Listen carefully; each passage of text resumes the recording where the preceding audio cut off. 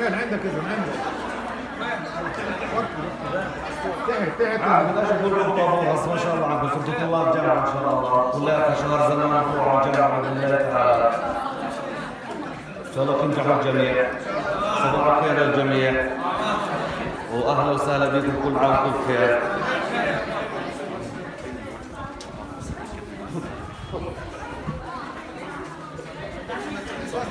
والله سمعت يا شباب ان شاء الله النجاح والفلاح باذن الله تعالى دائما وابدا.